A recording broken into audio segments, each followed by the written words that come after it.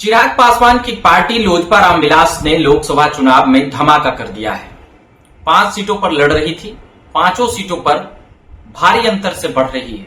वैशाली शुरू में लगा कि फंस जाएगा, मगर वहां पर भी मुन्ना शुक्ला बीना देवी से पीछे हो गए हैं।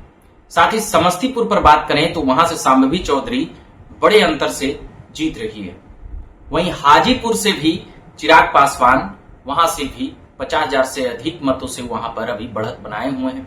समस्तीपुर में 80,000 से ऊपर बढ़त था, वैशाली में 20,000 से ऊपर बढ़त था, जमुई में 35-40,000 से ऊपर बढ़त था। वहीं खगड़िया में बात करें राजेश वर्मा तो वहां पर भी बढ़त था, 30,000 से ऊपर का बढ़त था।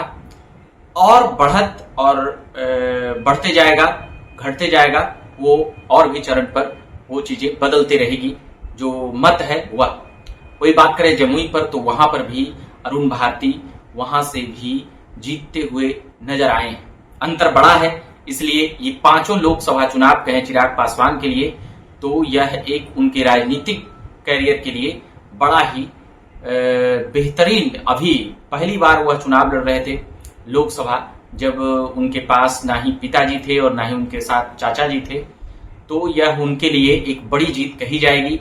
तो यहां पर जैसे हम बात करें कि एक से अधिक सीटें, वैसे बिहार में जितनी सीटें सभी को मिली है उतनी सीटें नहीं जीत पाने में कामयाब हुए, चाहे वह बीजेपी हो, कहीं ना कहीं सीटें हार रहे हैं, चाहे वह पाटलिपुत्रा हो या और भी हो, जदयू हो तो वह भी कहीं ना कहीं सीटें हार रही है, जहानाबाद ही वह सीट हार रही है। तो अब जो बातें एनडीए की अगर बात करें चिराग पासवान की, तो हम और उपेंद्र कुशवाहा की पार्टी काराकाट से वहां पर त्रिकोणीय मुकाबला हो गया तो वहां पर भी हार रही है। तो अब वहां पर उपेंद्र कुशवाहा तीसरे नंबर पर चले जा रहे हैं, कभी दूसरे नंबर पर आ रहे हैं, मगर पहले नंबर पर अब आना मुश्किल है। अब बात करें गया का ये जीतन राम मांझी का हम पार्टी, तो वह जीत रहे हैं, मगर उनके पास एक ही सीट लड़ने के लिए मिला था, एक ही सीट उनको मिला था लड़ने के लिए एनडीए की तरफ से, मगर चिराग पासवान के पास 5-5 थे। कहा यह जा रहा था कि चिराग पासवान हार सकते हैं सीटें, ये सीटें वो सीटें, खगड़िया को लेकर। वहीं महेश्वर हजारी के जब बेटा वहां से समस्तीपुर से लड़ रहे थे तो वहां पर भी कहा यह गया कि वैशाली की सीटें जिस प्रकार से बीना देवी को दिए हैं वहां पर हार सकते हैं, मगर ऐसा कुछ होता हुआ नजर नहीं आया। हाजीपुर को लेकर भी कई लोग कयासबाजियां कर रहे थे कि चिराग पासवान यहां से हारेंगे, ऐसे वैसे बहुत कुछ, मगर वहां से भी भारी अंतर से 50,000 से ज्यादा मतों से अभी हो गया।